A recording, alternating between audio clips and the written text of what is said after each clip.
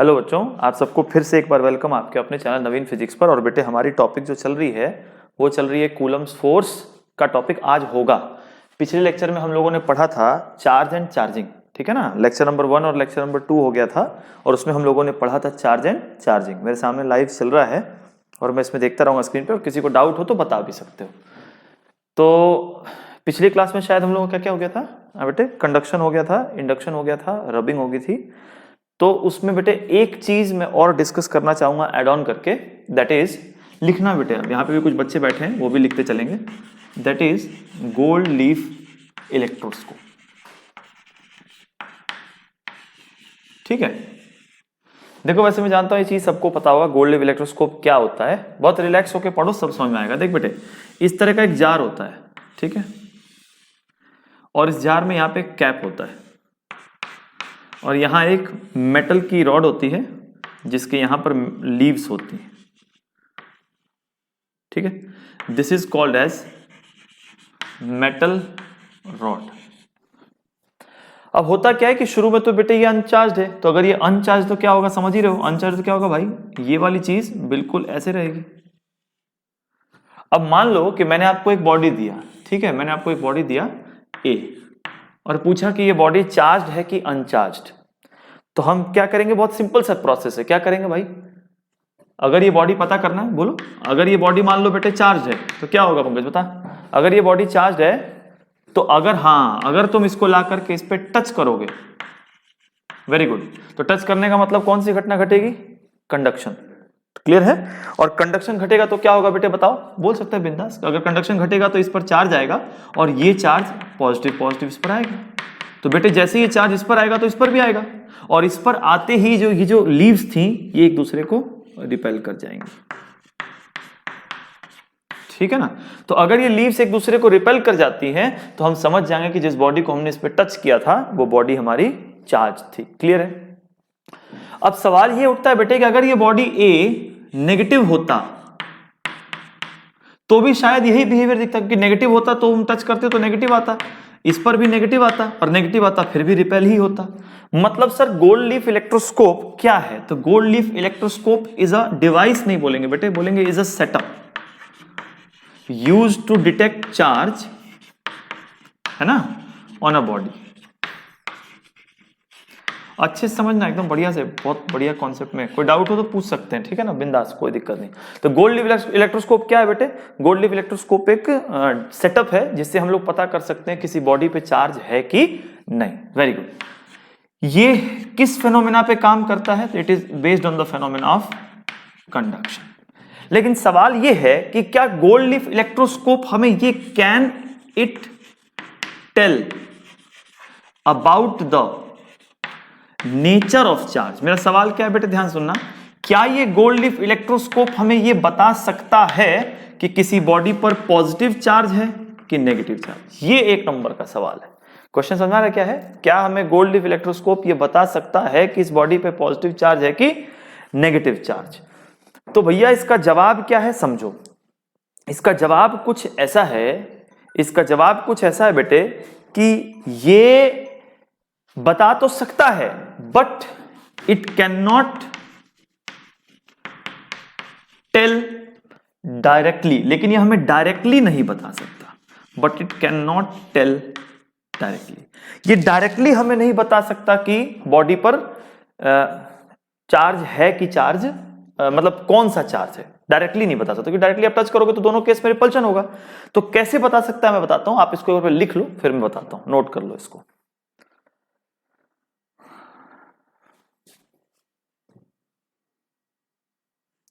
ठीक है। अब यहां देखेंगे, वहां का लिखा बेटे थोड़ा सा कट गया है पार्ट, कोई बात नहीं, आप समझ जाना, मैं इसको रीड कर देता हूं। It is a setup used to detect charge on a body और it is based on the process of conduction. अब देखो ये मैंने क्या बोला कि ये नेचर बता सकता है, it can not tell directly, लेकिन इनडायरेक्टली कैसे बता सकता है मैं आपको बताता हूं। जैसे मान लो आपके सामने गोल्ड लीफ इलेक्ट्रोस्कोप है और आपको पता करना है कि एक बॉडी पर कौन सा चार्ज है, तो आप उसमें एक सेटअप में चेंज क्या करोगे। आपने गोल्ड लीफ इलेक्ट्रोस्कोप लिया, गोल्ड लीफ इलेक्ट्रोस्कोप में तुमने यहां पे एक रॉड डाला, इस रॉड में आप पहले एक काम करोगे, आपको पता है कि आप ग्लास और सिल्क को रब करते थे तो कुछ होता था, याद है। क्या होता था, किसी को याद है बेटे बताओ, क्लास में बच्चे बैठे बताओ। ग्लास और सिल्क को रब करते थे तो क्या होता था, ग्लास पे पॉजिटिव और सिल्क पे नेगेटिव। तो मान लो बेटे कि मैंने इस पर ग्लास को टच किया, मेरी बात समझना ऐसे ही, तो ग्लास को टच किया तो हमें पता है कि सर इसमें रिपल्शन होगा और इसकी लीव्स ऐसी होंगी, कोई डाउट तो नहीं है इसमें। चलो बढ़िया, तो इसकी लीव्स ऐसे रिपेल हो गई और ये कुछ ऐसा रहा। अब हमें पता है कि चूंकि हमने ग्लास को टच किया इस पर, तो इसकी लीव्स में रिपल्शन तो हुआ है, लेकिन हम 100% श्योर हैं कि कौन से चार्ज के कारण हुआ होगा, पॉजिटिव। अब मान लो बेटे कि मैं क्वेश्चन पूछता हूं, मान लो मैंने कोई एक ए बॉडी थी जो चार्ज थी और मैंने इसको टच किया, ए को मैंने लाकर उस पर टच किया और टच करते ही रिपल्शन डिक्रीज हो गया। सोच के देखो, टच करते ही इनके बीच का जो रिपल्शन था वो कम हो गया। मतलब पहले इनकी पत्तियां इतनी डिफ्लेक्ट थी, अब हमने किसी एक चीज ए को टच किया, समझना है बेटा अच्छे से, तो किसी एक चीज ए को टच किया तो क्या हुआ, इनके बीच का रिपल्शन डिक्रीज हो गया। रिपल्शन डिक्रीज होने का मतलब जो ए था उस पर नेगेटिव चार्ज रहा होगा, क्योंकि अगर नेगेटिव चार्ज आएगा तो कुछ पॉजिटिव को न्यूट्रलाइज करेगा और चार्ज कम होगा तो डिफ्लेक्शन भी कम होगा। लेकिन मान लो अगर मैंने ए को उस पर टच किया और टच करते ही रिपल्शन बढ़ गया, तो रिपल्शन बढ़ने का मतलब क्या हुआ, बोलेंगे कि ए जो है वो अपना पॉजिटिव नेचर का था, क्योंकि हमें पता है कि अगर आपको ऐसी चीज टच करोगे जो वो भी पॉजिटिव ही है, तो पहले से तो ये पॉजिटिव था ही, और तुमने कोई ऐसी चीज टच कर दी जिसको टच करने से रिपल्शन और बढ़ गया, इसका मतलब कि वो चीज भी पॉजिटिव नेचर का था। तो इस तरीके से इनडायरेक्ट मेथड से, मतलब आपको पहले ये थोड़ा सा अरेंजमेंट करना पड़ेगा, आप इनडायरेक्ट मेथड से बहुत आसानी से बता सकते हो कि जो बॉडी है उस पर कौन सा चार्ज था। समझ गए बेटे? तो पहले आप थोड़ा ऐसे करके फिर इसको करके पता, मतलब हाँ जी, gold leaf electroscope can detect the presence of charge and it can also detect the nature of charge, but indirectly कर सकता है। ठीक है, तो बेटे अभी तक हम लोगों ने क्या क्या पढ़ लिया, हमने एक चीज कंप्लीट किया इलेक्ट्रोस्टैटिक्स में, चार्ज एंड चार्जिंग। अब अपना जो टॉपिक शुरू होने जा रहा है, that topic will be Coulomb's force. चलो ठीक है बेटे, कोई डाउट नहीं है इसमें, क्लियर है ना? चलो अब आएंगे सर, सभी लोग कॉपी निकालें और टॉपिक लिखें, कूलम्स फोर्स। समझेंगे इसको अच्छे से, देखो क्या है। देखो कूलम्स फोर्स ये कहता है कि सर हमें पता है कि दो चार्जेस एक दूसरे से इंटरैक्ट करते हैं, इसमें कोई डाउट है ही नहीं। तो दो चार्जेस, मैं लिख रहा हूं, दो चार्जेस, दो point charges, that is Q1 that is Q2। मैंने पिछली क्लास में यह भी बताया था कि, अब मैं इसके न्यूमेरिकल्स भी लूंगा, मैंने पिछली क्लास में यह भी बताया था कि चार्ज की यूनिट कूलम होती है। तो 2 point charges Q1 and Q2 के बीच में एक गैप है, दैट इज कॉल्ड R। तो आपको पता है कि ये दोनों या तो एक दूसरे को अट्रैक्ट करेंगे या तो ये दोनों रिपेल करेंगे, जिसको हम ऐसे दिखाते थे। याद है मैंने पिछली क्लास में पढ़ाया था, Q1 Q2 is greater than 0 और Q1 Q2 is less than 0। याद है किसी को? ग्रेटर देन 0 का मतलब बताओ बेटे, याद है तो बताओ। ग्रेटर देन 0 का मतलब, ग्रेटर देन 0 का मतलब ये है कि ये भी पॉजिटिव, या ये भी नेगेटिव, मतलब दोनों का नेचर सेम है। मतलब ये क्या शो करता है, रिपल्शन। और लेस देन 0 का मतलब एक पॉजिटिव एक नेगेटिव, तो ये क्या शो करता है, अट्रैक्शन। तो मतलब दो चार्ज एक दूसरे से इंटरेक्ट तो करते ही हैं भाई, इसमें श्योर शॉर्ट कोई डाउट नहीं है। तो इनके बीच जो फोर्स ऑफ इंटरेक्शन है, दैट इज इनके बीच का लगने वाला electric force, is proportional to coulomb ने कहा प्रोडक्ट ऑफ चार्जेस। प्रोडक्ट मतलब किसी एक चार्ज पे डिपेंड नहीं करता, दोनों के प्रोडक्ट पे डिपेंड करता है। और उन्होंने कहा this electric force is inversely proportional to separation का स्क्वायर। मतलब बेटे अब जैसे जैसे इनके बीच का सेपरेशन बढ़ाते जाओगे, वैसे वैसे इनके बीच लगने वाला फोर्स घटता जाएगा। लेकिन अगर आप इनके बीच के सेपरेशन को डबल करोगे तो इनके बीच लगने वाला फोर्स, बोलो, इनके बीच लगने वाला फोर्स 4 टाइम्स कम हो जाएगा। तो इसको जब इन्होंने कंबाइन किया तो फॉर्मूला बनता है, और हर बच्चे जानते हैं कि F इज इक्वल्स टू एक कांस्टेंट K आता है and Q1 Q2 by R square. बहुत बेसिक लॉ है। अब इसमें कुछ कुछ चीजें हम लोग एनालिसिस करेंगे। पहले Q1 इंटू Q2 का मतलब देखो बेटे। मान लो एक चार्ज 2 है, ये हाइपोथेटिकल एग्जांपल, प्लीज डेटा पे ना जाएं, मैं सबको कह रहा हूं। और एक चार्ज यहां √2 है, क्योंकि मैं भी ये नहीं देख रहा कि √2 हो सकता है कि नहीं, एक बात समझाना चाह रहा हूं। इसके बीच भी सेपरेशन R है और इसके बीच भी सेपरेशन R है। तो कूलम्ब ने ये नहीं कहा कि आपको चार्जेस को ऐड करके देखना, प्रोडक्ट को देखो। तो R इज सेम, तो प्रोडक्ट देखे तो इसका प्रोडक्ट भी 2 1 2 ही आता है और इसका प्रोडक्ट भी √2 इंटू √2 करके देखा जाए तो बेटे 2 ही आता है। मतलब कि सर यहां पर Q1 into Q2 is same, R is same, मतलब कि इन दोनों में लगने वाला फोर्स भी बिल्कुल सेम होगा। ठीक है, तो this is called as Coulomb's law. तो कूलम्स लॉ कैसे लिखेंगे बेटे? कूलम्स लॉ स्टेट करता है कि sir force, electric force is proportional to product of charges. आप लैंग्वेज में अगर लिखना चाहते हो तो ये लिख सकते हो, and electric force is inversely proportional to square of separation. ये लिखने के बाद आप उसके बाद यहां आकर के ये लिख सकते हो फर्स्ट, ये लिख सकते हो सेकंड, और फाइनली आपका ये हो जाएगा आंसर। बेटे ये फोर्स है तो इसकी यूनिट क्या होगी? तो बताने की जरूरत नहीं है कि फोर्स है तो इसकी यूनिट न्यूटन ही होगी, इसमें कहीं कोई डाउट नहीं होना चाहिए। ठीक है, लिख लो आप एक बार, बिल्कुल क्लैरिटी रखनी चीजों में, आपको समझ आएगा कैसे है क्या है। ठीक है ना? चलो मैं भी थोड़ा स्क्रीन में देखता रहता हूं क्या कैसे चल रहा है, थोड़ा समझ आता है ना। चलो भाई, तो ये अपना सबसे बेसिक था। This is called as Coulomb's law. ठीक है, this is called as Coulomb's law. ये लॉ है बेटे, कूलम्स लॉ आप लिख सकते हो। लॉ मतलब ये फेल नहीं होगा, ये पक्का है कि ये लगेगा ही, इसमें कोई एक्सेप्शनल केस नहीं है। अब आगे कूलम्स लॉ जो होता है, इसकी वैलिडिटी की बेटे 2 शर्तें हैं, ध्यान सुनेंगे। कूलम्स लॉ की वैलिडिटी की आप स्क्रीन पॉज करके स्नैपशॉट ले सकते हो या फिर नोट्स भी बना सकते हो। कूलम्स लॉ की वैलिडिटी की 2 शर्तें हैं। पहली शर्त तो ये है बेटे कि जो दोनों के दोनों चार्जेस होने चाहिए वो आपके पॉइंट चार्ज होने चाहिए।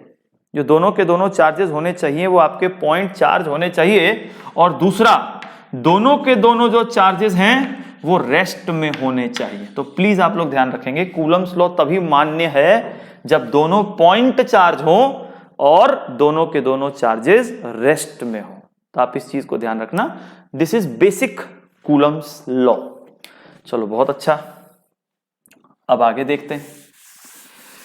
भाई जी इसमें एक टर्म आया के, उस पर अब चर्चा बनता है अपना, तो आओ उस पर थोड़ा डेफिनेशन देखते हैं। जो के है भैया वो क्या है? देखो, के को बोलते हैं 1/4 pi epsilon nought. It is a constant, हर बच्चा जानता है 9 इंटू 10 टू द पावर 9 होगा, और इसकी यूनिट होती है न्यूटन मीटर स्क्वायर पर कूलम स्क्वायर। यूनिट कहां से है आपको पता होगा बेटे, आपको पता ही है sir, F is equal to K Q1 Q2 by are square. तो बोल भाई के का फॉर्मूला क्या होगा? बोलो, F into R square by Q1 into Q2। तो बोल F का यूनिट क्या है? बोल बोल बोल, न्यूटन। R मतलब मीटर स्क्वायर, नीचे क्या आएगा? Coulomb square. तो यही है ना भाई। तो K की यूनिट होती है 1 न्यूटन मीटर स्क्वायर पर कूलम स्क्वायर, कोई डाउट नहीं है। अब इसके बाद बेटे मैं एक चीज बताना चाहूंगा कि K की यूनिट तो ये होती है। अब यहां पर है कि ये एप्सिलॉन नॉट क्या है, तो this epsilon naught is called as permittivity. अभी मैं इतना ही बताऊंगा, वैक्यूम और ये नहीं बताऊंगा, लेकिन चलो बता देता हूं। अगर एप्सिलॉन नॉट लिखा है तो we are talking about permittivity of vacuum. तो ये 1/4 पाई एप्सिलॉन नॉट परमिटिविटी क्या है इसको समझो। देखो मैं एक सिंपल सी लाइन बताता हूं, बहुत ज्यादा नहीं बताऊंगा मैं। 2 चार्ज हैं, इससे निकलने वाली लाइंस इस पर क्या लगाती हैं? Force. And these lines are called as electric lines, जिसके बारे में आगे पढ़ेंगे, अभी ज्यादा मत सोचो। बस इतना समझ लो कि इससे निकलने वाली लाइंस, कोई डाउट हो तो पूछ लेना, इससे निकलने वाली लाइंस इस पर क्या लगाती हैं? फोर्स। क्लियर है? And that lines are called as electric lines. मैं ये कह रहा हूं अगर कोई मीडियम है ही नहीं तो सारी की सारी लाइंस का फोर्स इसी पर लगेगा and force will be maximum. Logical है ना यार? लेकिन अगर तुमने इसके बीच में कोई मीडियम डाल दिया तो जब ये लाइंस मीडियम में से पास होंगी तो यहां इस मीडियम में कुछ ना कुछ इंडक्शन होगा। इंडक्शन का मतलब इतना समझ लो बेटे कि ये लाइंस इस मीडियम के चार्जेस पर भी क्या लगाएंगी? फोर्स। तो जब ये इस मीडियम से पास होंगी तो इस मीडियम में कुछ चार्ज होंगे ना, उन चार्जेस पर भी क्या लगाएगी? फोर्स, क्योंकि लाइन का काम ही है चार्ज पे फोर्स लगाना। तो चूंकि इस मीडियम के चार्जेस पर फोर्स लगाएगा तो यहां लगने वाला फोर्स पहले से थोड़ा सा कम हो जाएगा। क्यों कम होगा सर? क्योंकि उसकी कुछ एनर्जी, कुछ ताकत यहां यूज हो गई। तो आपने क्या देखा कि मीडियम ना हो तो बेहतर, मीडियम होगा तो फोर्स। और दूसरी बात बेटे, मीडियम है भी और मीडियम की परमिटिविटी बहुत अच्छी है, परमिटिविटी का मतलब मैं क्या बोलना चाह रहा हूं, परमिटिविटी का नाम बेटे आता है परमिट से। परमिट का मतलब होता है पास। तो किसी मीडियम की परमिटिविटी बहुत अच्छी है, मतलब जबरदस्त तरीके से इलेक्ट्रिक लाइंस पास हो रही हैं। तो जबरदस्त तरीके से पास होने का मतलब कि उसके अंदर लगने वाला चार्जेस पर फोर्स भी जबरदस्त होगा। तो बता बेटे, अपनी सारी ताकत यहीं लगा देगी तो इस पर लगने वाला फोर्स तो कम हो जाएगा ना। और हम लोग कूलम्स लॉ में किसके फोर्स की बात करते हैं, इस चार्ज पर। तो मतलब मीडियम की परमिटिविटी जितनी अच्छी होगी, Q2 पर, चाहे Q2 को मिलने वाला फोर्स उतना ही कम होगा। नहीं समझा है? और मीडियम बिल्कुल ही नहीं है तो बेस्ट मिलेगा, क्योंकि मीडियम है ही नहीं तो उसको कहीं कुछ फोर्स ना, सीधा जाके इस पर आक्रमण करेगा, हमला करेगा। मतलब भाई साहब एक लाइन बना कि electric force is inversely proportional to permittivity. अगर समझना चाहो तो बेटे पक्का समझ में आएगा मैं क्या बोल रहा हूं। सोच के देखो मैं क्या बोल रहा हूं। Electric force is inversely proportional to permittivity, मतलब जितनी ज्यादा अच्छी परमिटिविटी होगी उतना ही कम फोर्स इस बेचारे को मिलेगा। तो इस फॉर्मूले में भी आप ध्यान से देखो, F का फॉर्मूला क्या था, K को मैं लिख सकता हूं 1/4 pi epsilon not Q1 Q2 by R square. तो आप अगर ऐसे ध्यान से देखोगे तो आपको दिखेगा कि force is inversely proportional to permittivity. तो मैंने आपको पूरे डिटेल में बताया कि परमिटिविटी क्या है। तो परमिटिविटी मतलब परमिट, किसका permit, to pass the electric line through a medium. जितना जबरदस्त इसको परमिट मिलेगा कि उसके अंदर मौजूद चार्जेस पे उतना जबरदस्त फोर्स लगाएगा, और जितना जबरदस्त फोर्स इस पर लगाएगा इसको मिलने वाला फोर्स उतना ही कम होगा। तो मतलब परमिटिविटी जितनी अच्छी होगी, फोर्स बिटवीन द चार्जेस उतना ही कम होगा। इसको एक बार नोट कर लेंगे, फिर आगे बढ़ेंगे। लिखिएगा फटाफट।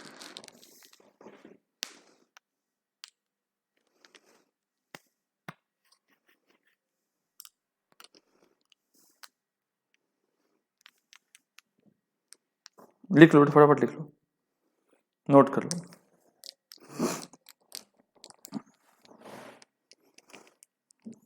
पहले मेजर चीजें हो जाएंगी ना, फिर कुछ छोटी छोटी चीजें देखेंगे कैसे क्या है, कुछ न्यूमेरिकल्स भी देखेंगे ना।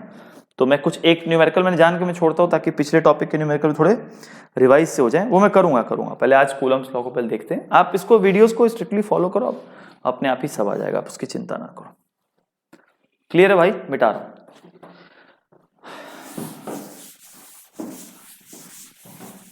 अब बेटे थोड़ा ध्यान से सुनो मेरी बात। कूलम फोर्स ही चल रहा है तो इसमें थोड़ा सा मैं चाहता हूं और एक्सप्लोर कर लूं। क्या देखो, यहां साइड में हम लिखेंगे फॉर्मूला, कोई बड़ी बात नहीं। मान लो हम गए पेपर में और किसी ने पूछा कि भाई draw the graph of F versus R, चाहे F वर्सेस R स्क्वायर, कोई बात नहीं। तो आप साफ साफ देख सकते हो कि F और R स्क्वायर का, बोलो भाई क्या रिलेशन है, जवाब दे। F और R स्क्वायर का क्या रिलेशन है, बोलो बेटे। तो आपको दिख रहा है कि F और R स्क्वायर, बोल पंकज, दोनों कैसे हैं, इनवर्सली। इनवर्सली मतलब R जितना बड़ा होगा, बेटे यहां R का मतलब क्या था, सेपरेशन। R जितना बड़ा होगा फोर्स उतना ही कम होगा इनवर्सली। इनवर्स का ग्राफ तो आप जानते हो सर, ऐसा ही तो होता था। So this is the graph of F versus R square. This is the graph of F versus R square. ये F versus R square का ग्राफ है। एक क्वेश्चन और अच्छा आता है, आप इसको जल्दी से नोट करो फिर आगे आते हैं। This is the graph of F versus R square. हाँ मैं रीड कर रहा हूं, कमेंट्स भी आप पूछ सकते हो, कोई डाउट है तो। चलो F versus R square मिटाता हूं जी। देखो भाई, बोर्ड वालों ने एक बार एक क्वेश्चन पूछा। क्या पूछा सुनो। बोर्ड वालों ने बोला कि draw the graph of F versus 1/R। मुझे बहुत अच्छा क्वेश्चन लगता है, 1/R स्क्वायर कर लो आप। भाई इतना तो बहुत सिंपल सा स्टेटमेंट है कि F is equals to K Q1 Q2 by R square. तो मैं K Q1 Q2 को एक जगह लिख लेता हूं और मल्टीप्लाई में लिख लेता हूं बेटे 1/R स्क्वायर। कोई डाउट इसमें होना नहीं चाहिए। अब हमें बोला है F वर्सेस 1/R स्क्वायर, तो आप ऐसे भी समझ सकते हो कि F is taken as y axis, 1/R square is taken as x axis. तो this will be a constant. और आपको शायद अगर आप थोड़ा भी बेसिक मैथ्स हो आपके पास तो आप ऑब्जर्व करोगे this is following the equation of y is equals to mx। तो ये y is equals to mx का इक्वेशन फॉलो कर रहा है।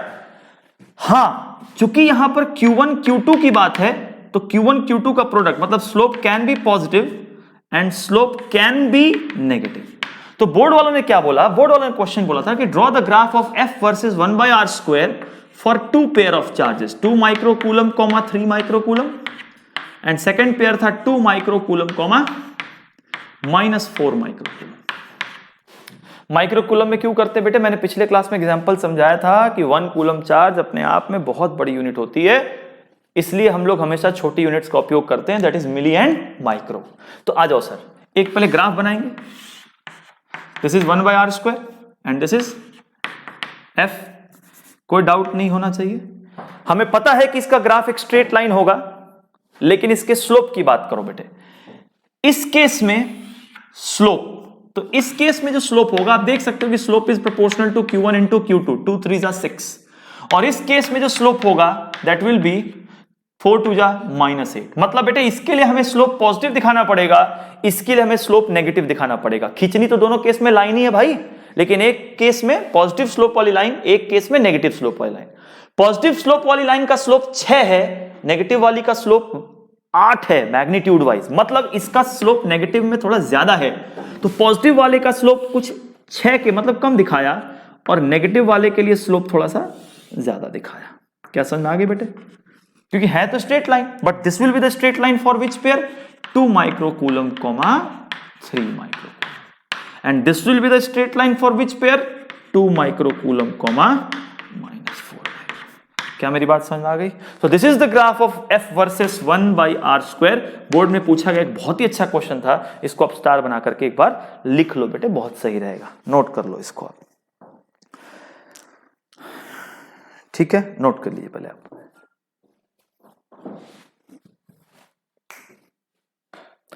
अब ये नोट हो जाए तो थोड़ा आगे बढ़ा जाए और आया जाए एक टर्म पे। अभी मैंने आप लोगों को बेटे पढ़ाया था परमिटिविटी, आप समझ भी चुके हो परमिटिविटी क्या है, कैसे है। अब देखते हैं थोड़ा सा आगे। देखो एक हेडिंग डालेंगे, लिखो relative permittivity.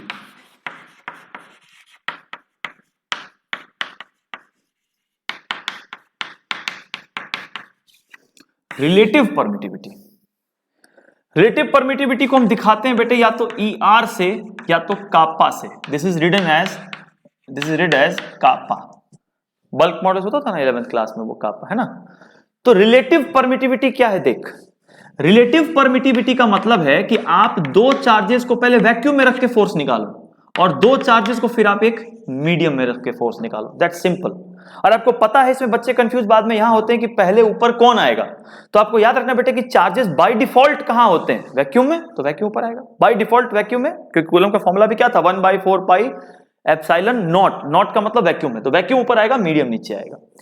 This is the formula. मतलब रिलेटिव परमिटिविटी क्या है सर, तो it is the ratio of, क्योंकि बोर्ड के लिए में हर चीज लिखने की हैबिट हो तो और अच्छा है, it is the ratio of, बोलो, force between two charges in vacuum to force between two charges, बोलो बोलो बोलो बोलो बोलो बोलो, in, शाबाश, बोलो बोलो, भूलना नहीं है, सोच के बोलो। It is the ratio of force between two charges in vacuum to the force between two charges medium. This is the real definition. एक कंपैरिजन है, क्योंकि जहां बेटे रिलेटिव वर्ड आता है, रिलेटिव, रिलेट, तो रिलेट में आप कंपेयर ही करते हो ना। आप मेरी तुलना किसी और से करोगे तो मुझे रिलेट तो किसी के साथ ही करोगे। तो अगर मैं वैक्यूम के फोर्स को मीडियम के फोर्स से रिलेट करूंगा तो वही रिलेटिव होगा। अच्छा, इसको अगर डिकोड करें, थोड़ा सा ध्यान देंगे भाई साहब, डिकोड करें तो ये होगा 1/4 पाई एप्सिलॉन नॉट, क्योंकि वैक्यूम में रखा है तो परमिटिविटी ऑफ वैक्यूम लोगे, and this is Q1 Q2 by r² divided by, नीचे में क्या होगा भाई, this will B 1/4 pi epsilon m Q1 Q2 by r²। ध्यान से देखो तो ये कटेगा, और अब ध्यान से चेक करो, this is epsilon m by epsilon not. मतलब रिलेटिव परमिटिविटी का एक और फॉर्मूला बन गया, permittivity of medium divided by permittivity of vacuum. आप ध्यान से देख सकते हो कि यहां जो था, यहां ऑर्डर उलट गया, तो अगर आपको ये याद रहेगा तो ये आप याद रखना उल्टा होता है। तो रिलेटिव परमिटिविटी को मैं लिखता हूं बेटे, फाइनली देखना, रिलेटिव परमिटिविटी इज ER और रिलेटिव परमिटिविटी इज कापा। इसके दो फॉर्मूले, एक ओरिजिनल फॉर्मूला क्या था बोलो, force in vacuum compared with force in medium, और दूसरा क्या था बोलो, परमिटिविटी ऑफ उल्टा, medium upon permittivity of vacuum. This is the formula, इसको लिख डालो। लिखने के बाद फिर इस पे कुछ छोटे मोटे क्वेश्चंस देखेंगे, पहले इसको आप लिख डालो, है ना। बहुत बढ़िया तरीके से लिखेंगे, किसी बच्चे को डाउट हो तो बता सकते हो बिंदास, कोई टेंशन वाली बात नहीं है, नोट कर लो आप।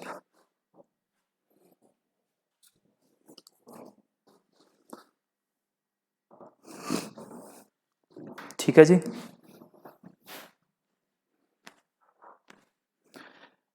ठीक है जी।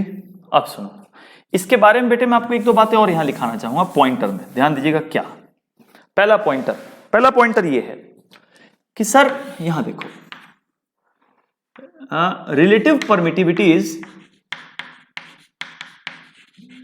यूनिटलेस, क्योंकि ऊपर भी फोर्स है और नीचे भी फोर्स।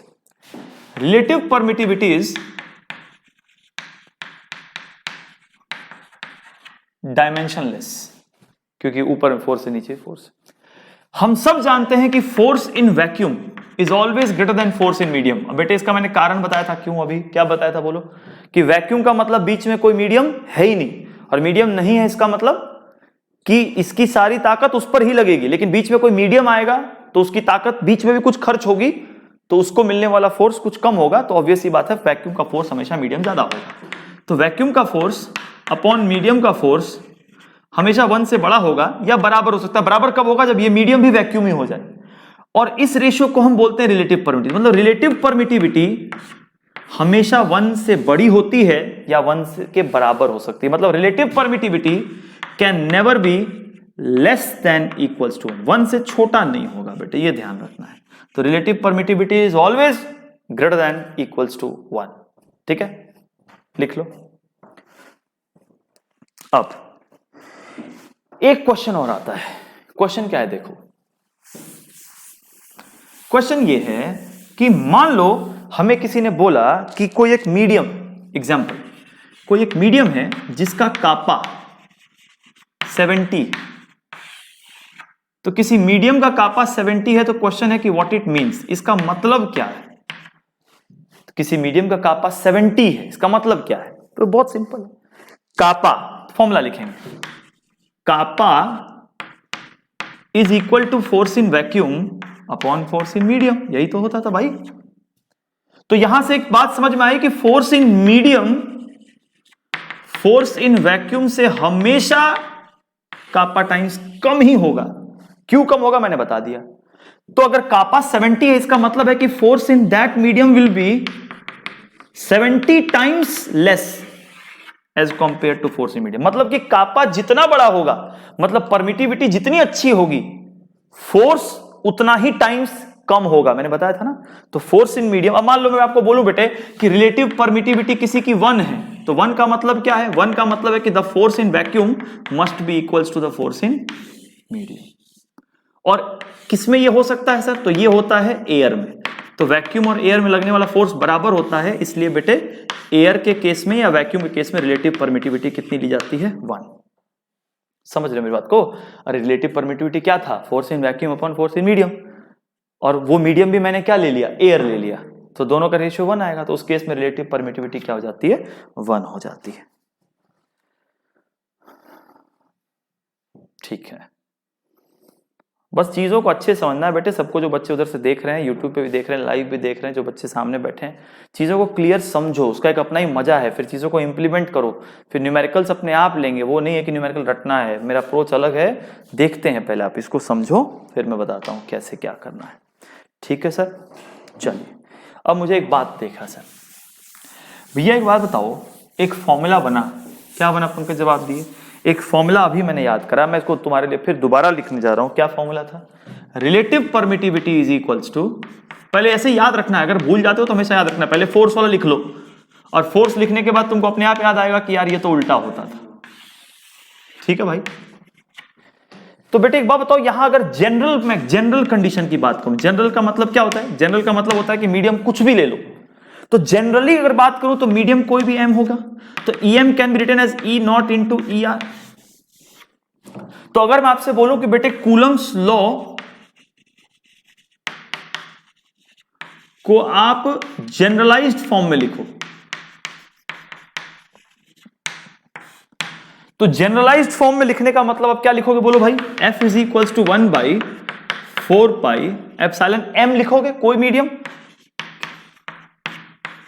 यही होगा। और epsilon m can be, this is the general form, epsilon m को आप क्या लिखोगे बेटे 1/4 pi epsilon naught into epsilon r।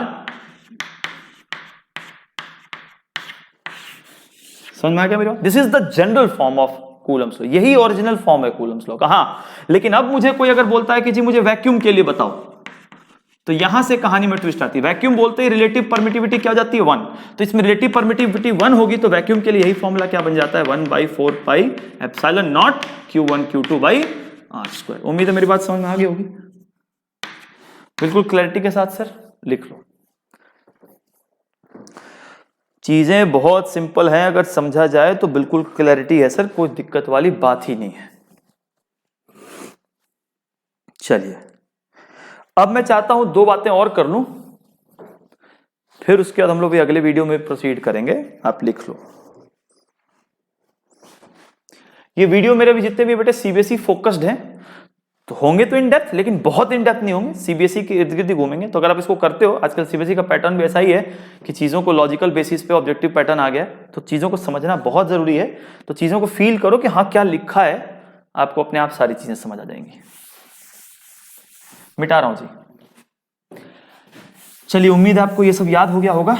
अब एक टॉपिक लिखिए, Coulomb's force in vector form. लिखेंगे बेटे Coulomb's force in vector form. देखो यार बहुत सिंपल है, वेक्टर। तो जैसे ही मुझे किसी ने बोला कि भैया आप कूलम फोर्स को वेक्टर में लिखो, मैं समझ गया वेक्टर का मतलब। बोल भाई मुझे मैग्नीट्यूड के साथ साथ डायरेक्शन भी लिखना है। तो भैया मैग्नीट्यूड तो सबको पता है क्या होता है, K Q1 Q2 by R² into direction को क्या लिखोगे आप, R cap. This is F vector. अब आप एफ वेक्टर को लिखोगे K Q1 Q2 by mod R² into R cap को क्या लिखोगे बेटे, सब जानते हैं यार, कुछ इसमें है ही नहीं, R कैप डायरेक्शन होगी। तो कूलम्स लॉ का वेक्टर फॉर्म क्या बना, F vector is equals to K Q1 Q2 by mod R की पावर 3 इंटू R वेक्टर। मैं फिर नोटिस करना चाहता हूं, वेक्टर फॉर्म में नीचे R की पावर 3 आ जाता है, और क्वांटिटी वो जनरल फॉर्म क्या था, K Q1 Q2 by R²। लेकिन वेक्टर फॉर्म में क्या हो गया, K Q1 Q2 by R की पावर 3 इंटू R वेक्टर। भाई साहब इसके भी 2-3 कंक्लूजन है। क्या क्या कंक्लूजन है? पहला कंक्लूजन 2-3 में 2 तो मैंने बताई रखे। पहला यहां पे एक कंक्लूजन है कि इलेक्ट्रिक फोर्स या coulomb force between 2 charges is along the R vector, that is along the line joining the charges।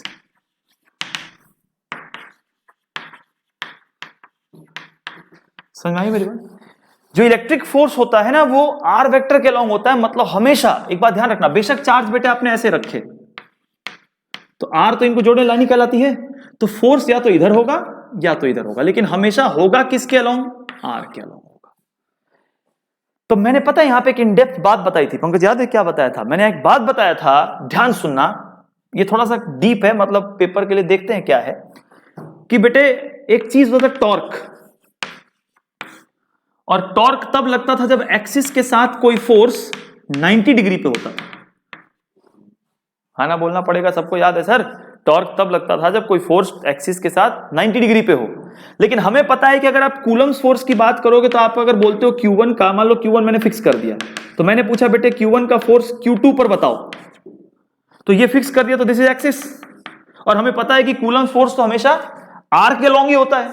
Are के लॉन्ग का मतलब सर ऐसे रखोगे, मान लो मैंने Q1 को ऐसे रख के फिक्स कर दिया और मैंने बोला Q2 पे फोर्स बताओ, तो फोर्स ऐसे ही बताओगे आप, दिस इज द एक्सिस। तो हमेशा तो ये आर वेक्टर के अलॉन्ग ही होगा, और आर वेक्टर के अलॉन्ग होगा मतलब कि सर हाँ, मतलब in this situation electric force can not नहीं समझ में मेरी बात? मतलब इलेक्ट्रिक फोर्स एक चार्ज का दूसरे चार्ज पर कभी टॉर्क क्रिएट नहीं कर सकता। भाई साहब टॉर्क कब क्रिएट करता बोलो? टॉर्क तब क्रिएट कर सकता था जब वो इस लाइन के परपेंडिकुलर फोर्स लगाता। लेकिन हमें पता है कि जो कूलम फोर्स है हमेशा आर वेक्टर के अलोंग होता है, तो जब कोई फोर्स आर वेक्टर के अलोंग होगा तो वो कभी भी टॉर्क क्रिएट नहीं कर पाएगा। तो याद रखना कि Coulomb force of due to on one charge due to the other can not produce a torque. Please इसको याद रखें। This is the vector form k q1 q2 by r की power 3 into r vector. This is the vector form of Coulomb's law. ये Coulomb's law का vector form है। चलिए बढ़िया।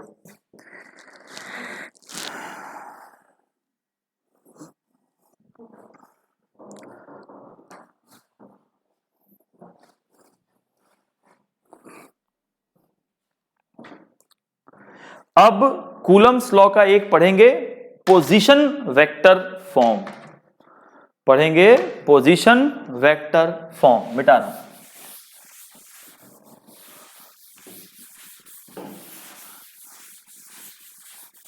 चलो देखो, हर बच्चा एक चीज ध्यान सुने। देख भाई, देखो बेटे देखो, पहले मैं थोड़ा सा अगर कोई बच्चा भूल गया तो मैं उसको याद दिला दूं पोजीशन वेक्टर क्या है।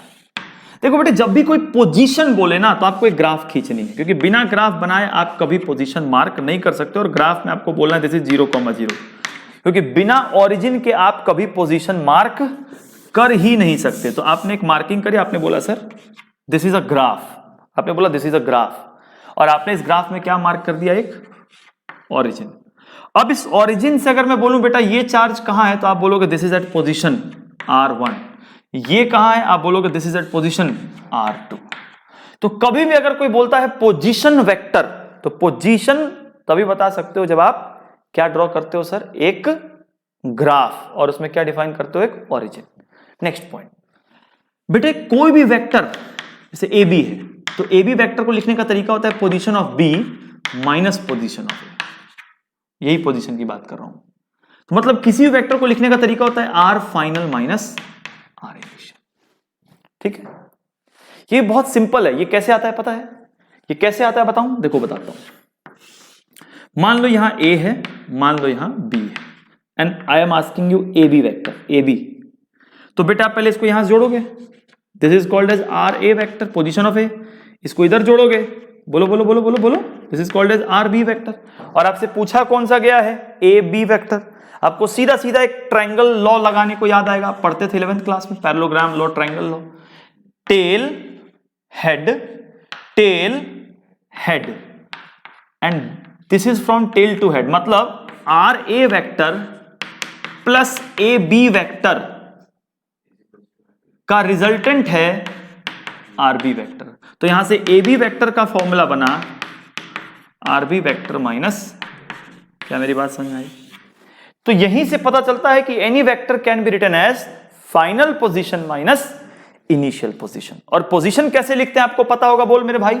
आर वेक्टर को क्या लिखते थे, किसी को याद है? एक्स आई कैप प्लस वाई जे कैप प्लस जेड के कैप। बहुत डीप में नहीं जा रहा, क्योंकि आप ये 11th में पढ़े हो, तो ज्यादा समझाने की जरूरत नहीं है। लेकिन आपको ये आना चाहिए कि कभी भी कोई बोलता है पोजीशन वेक्टर फॉर्म, तो you must draw a graph, define a position, फिर आप लिख सकते हो पोजीशन वेक्टर फॉर्म। ठीक है, चलो वेरी गुड। मिटा रहा हूं उसको, देखते हैं आगे।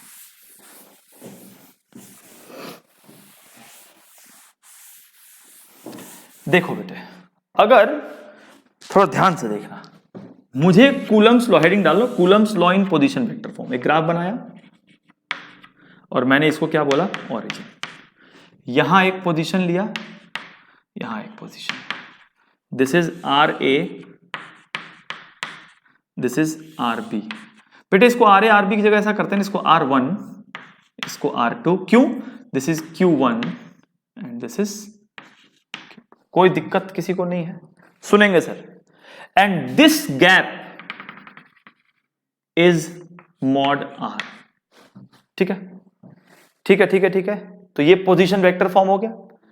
अब मैं तुमसे पूछ रहा हूं, ध्यान दे, मैंने पूछा बेटे force on one due to 2, सब लोग देखेंगे, कोई लिखेगा नहीं, फोर्स ऑन 1 ड्यू टू 2, तो 1 पर 2 के कारण फोर्स बाहर की तरफ है, तो we will write K Q1 Q2 by mod R, तो mod R is mod R into R vector. और आपको पता है कि इस सिचुएशन में ये R वेक्टर ये है, आप इसको पीछे तो प्रोड्यूस कर ही सकते हो सर, तो आपको पता है कि इस पर ये R वेक्टर ये, तो this is final position and this is initial position. तो बोलो बेटे आप क्या लिखोगे, that will be equals to K Q1 Q2 by mod R की power 3 into final minus initial. ये वेक्टर ऐसा है तो फाइनल ये है और इनिशियल यहां से चला ना बेटे, तो जहां से चला वो इनिशियल, जो बचा वो फाइनल, तो फाइनल माइनस इनिशियल। अब यहां मॉड R को आप चाहो तो ये भी लिख सकते हो, क्योंकि मैग्नीट्यूड पे डायरेक्शन से कोई फर्क नहीं पड़ता, तो you can write it as K Q1 Q2 by mod R1 minus mod R2 की पावर 3 इंटू R1। ऐसा क्यों लिखा बेटे, क्योंकि आपको पता है कि मैग्नीट्यूड पर कोई फर्क ही नहीं पड़ता कि R1 माइनस R2 है कि R2 माइनस R1 है, क्योंकि तो मैग्नीट्यूड ले रहे हो ना यहां पे। चलो अगर जिन बच्चों का आगे मुझे यहां जवाब दो, फोर्स ऑन 2 ड्यू टू 1 बताओ, क्या पूछा, ध्यान सुनो, फोर्स ऑन 2 ड्यू टू 1 बताओ, फोर्स ऑन 2 ड्यू टू 1, ये बाहर, तो ये मेरा जो वेक्टर बना ये ऐसा है, यहां से चला, this is initial and this is final. तो बोलो क्या लिखेंगे, बोलो K Q1 Q2 by mod R की power 3 into R vector, K Q1 Q2 by mod R की पावर 3 इंटू फाइनल, गलत बोल रहा है बेटे, फाइनल माइनस इनिशियल, क्योंकि वेक्टर ऐसे है, सही था ना, ठीक है, ऐसे है, तो ऐसे है तो R2 माइनस R1, और इसी चीज को आप यहां भी लिख सकते हो, तो K Q1 Q2 by mod R2 minus R1 की power 3 into R2 vector minus. तो ये रहा सर अपना स्टेटमेंट। अब अगर इसमें हम लोग एक चीज डालें, ऑब्जर्वेशन, तो ऑब्जर्वेशन पहला ये है कि sir force on 1 due to 2 का मैग्नीट्यूड और फोर्स ऑन 2 ड्यू टू 1 का मैग्नीट्यूड सेम है। मैग्नीट्यूड वैसे भी सेम होना था बेटे, क्योंकि आपको पता है कि K Q1 Q2 by mod R का स्क्वायर, और इसके लिए भी फॉर्मूला है K Q1 Q2 by mod R का स्क्वायर, तो दोनों केस में मैग्नीट्यूड तो सेम ही है, क्योंकि मैग्नीट्यूड के अंदर ये माइनस पीछे है कि आगे, इससे कोई फर्क नहीं पड़ना। हाँ, लेकिन ध्यान से देखो तो डायरेक्शन की बात करें तो यहां R1 माइनस R2 वेक्टर है, यहां R2 माइनस R1 है, मतलब force on 1 due to 2 and force on 2 due to 1 की डायरेक्शन एक दूसरे के ऑपोजिट है। मतलब हम एक लाइन ऐसा लिख सकते हैं, ध्यान देना बेटे, लाइन ऐसा लिख सकते हैं कि Coulomb's force between 2 charges is equal in magnitude, सभी लोग बोलेंगे, बट बोलो बोलो बोलो बोलो, but opposite in direction. Magnitude बिल्कुल सेम होता है भाई साहब, अपनी रियल लाइफ में ऐसा नहीं होता। क्यों?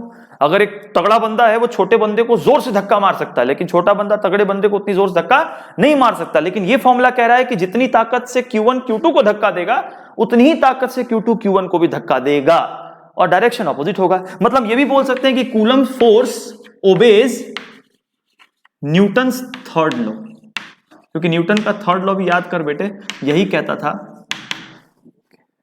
फोर्सेस इक्वल एंड अपोजिट वाला फंडा था, इक्वल एंड अपोजिट, ये यहां पे। तो आपको समझ में आ गया होगा फॉर्मूला लिखने का, ये बोर्ड के लिए बहुत इंपॉर्टेंट है, ये लॉन्ग आंसर में आता है लिखने को।